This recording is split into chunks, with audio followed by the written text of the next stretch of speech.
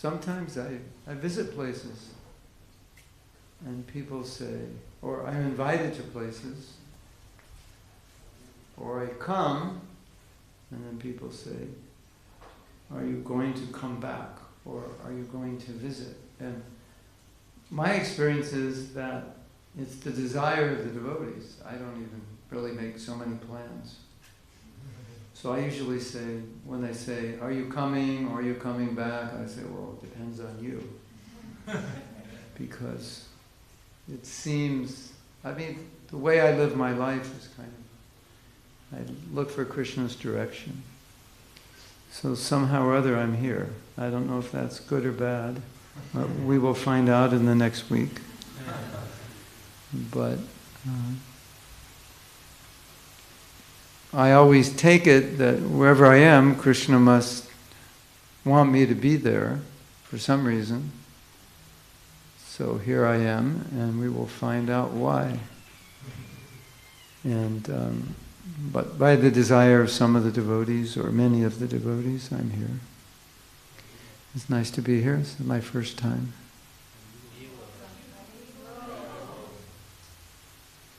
Yeah, this part of the world I've never... I've been to Italy, and Germany, and Poland, and Lithuania, but not here. It's kind of all around you, right?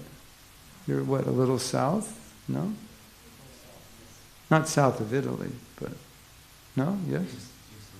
East of Italy, but south of Germany, Poland, Lithuania. Yeah, so... And, yeah. Anyway. Hare Krishna. Thank you for the nice reception. It's quite exciting.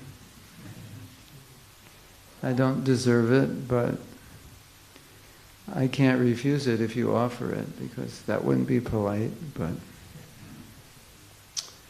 I was telling the devotees on Prabhupada's Vyas Puja Day that just as Prabhupada would say so many times, I have no qualification.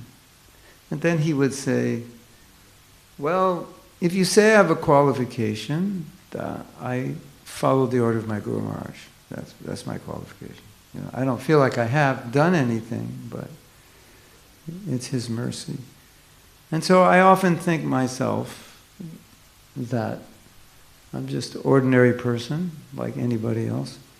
But by some inconceivable fortune, when I was 19, I met Prabhupada. And my qualification, the only qualification I feel I have, and I would pray that you all have this qualification and develop it more and more, is that when I met Prabhupada, I never ran away. I was smart enough to realize, it's like someone says, it's like 1970, you should invest in this thing called Microsoft, If you invested $1,000, in Microsoft in 1970, you'd have like $500 million right now. And so some smart people would think, okay, computers, and they can kind of visualize that this could be something big, so they take a gamble. They'll take $100 or $1,000. So I feel that way with Prabhupada, that somehow or other I understood this was special, it was rare, and I never gave it up. And that was really, I would say, all I did. And if that's all we do, is just take advantage of it, then we can all become very Krishna conscious. There's another thing that I tell devotees often, that when you read the pastimes of Prabhupada, you will inevitably, or if you hear the memories of Prabhupada, you will inevitably hear stories of austerities that devotees did. And you may wonder, how did you do those austerities? It was just crazy. You sacrificed so much.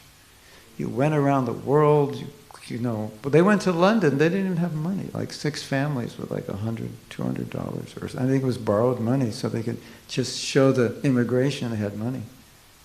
And they'd send the money to the next couple. I think they were in France, and they'd come in and send the money.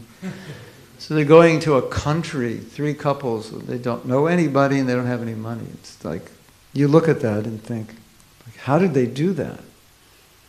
Don't you think like that when you hear those pastimes? You hear stories, traveling parties, in the snow, and they're, what did they shower with? A bucket of snow, outside 4 in the morning, it's like, how did they do that? What were they thinking? What was going on? And I always tell the devotees that if you were there, you would have done the same thing. If you were in the Hare Krishna movement during Prabhupada's time, if you met Prabhupada, you would have done the same thing.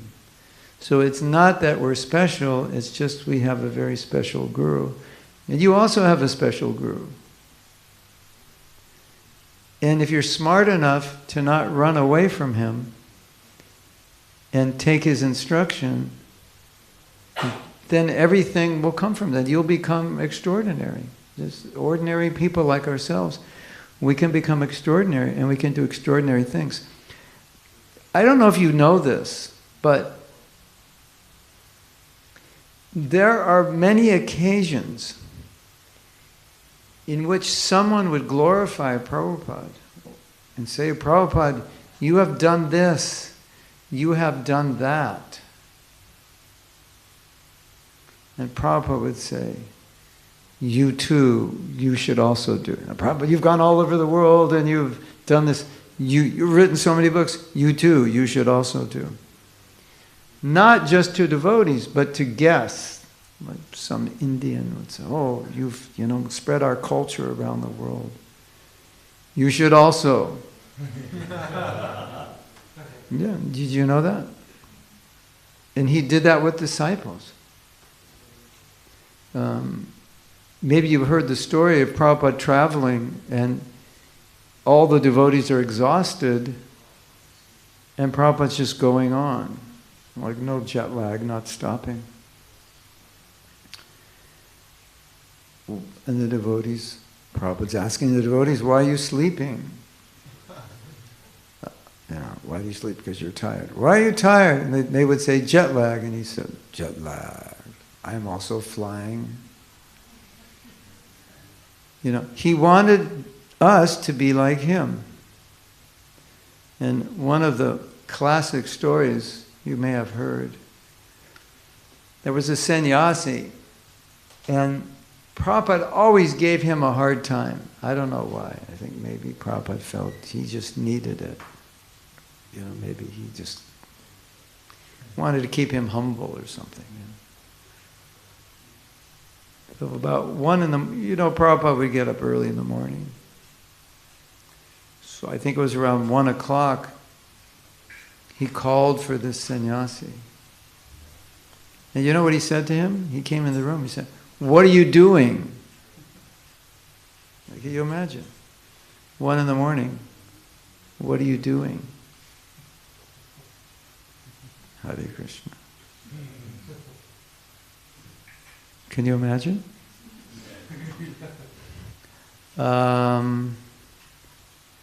Prabhupada, I'm sleeping. Why you're sleeping? Prabhupada, I'm tired. Why you're not up at night writing books like me? Prabhupada, I'm not a pure devotee like you. Why you're not a pure devotee like me? You know that story? You've heard? But there's similar stories like that. And it's really interesting to meditate on that. That Prabhupada saw we could be like him. Isn't that amazing? Like you could be like him, and you, and you, and you. And we think, impossible, right? And so we go back to how Prabhupada is being glorified for spreading Krishna consciousness and always saying, I didn't do anything, it's not my qualification, it's the mercy of my Guru Maharaj. So it's all mercy. Do you know this story? One of Prabhupada's godbrothers was teaching Chaitanya Charitamrita, and he came across the verse, you know the verse, Nagaradi Gram, that every town and village, my name will be known. And he, after teaching it, he said, Prabhupada, I don't understand this verse. Like, who is going to do this? And Prabhupada said, some fool will do it.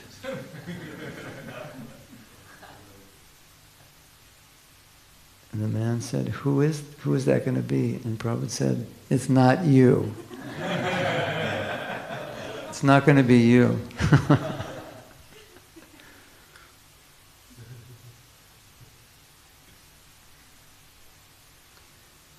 And Prabhupada used to go to Mayapur periodically, and he would go to Srivasanga, and he would, this is where Mahaprabhu and Nityananda Dvaitacharya, they would plan out the spreading of Krishna consciousness.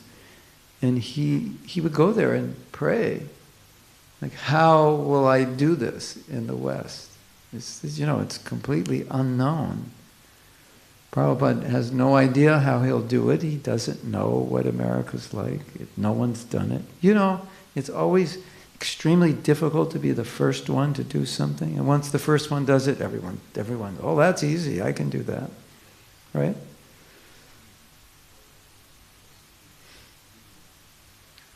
And Prabhupada is going there praying. Sri Panchatattva ki jai. Sri Sri Sri Sri Sri Panchatattva ki jai. Sri Sri Sri Sri Sri. So Prabhupada's praying, how am I going to do this? And the last time he went there was right before he came to America. And it was the same pujari that was there that used to see Prabhupada coming all throughout his grihastha life. But he never talked to Prabhupada. But he always saw that whenever Prabhupada came there, he would just be chanting japa and crying.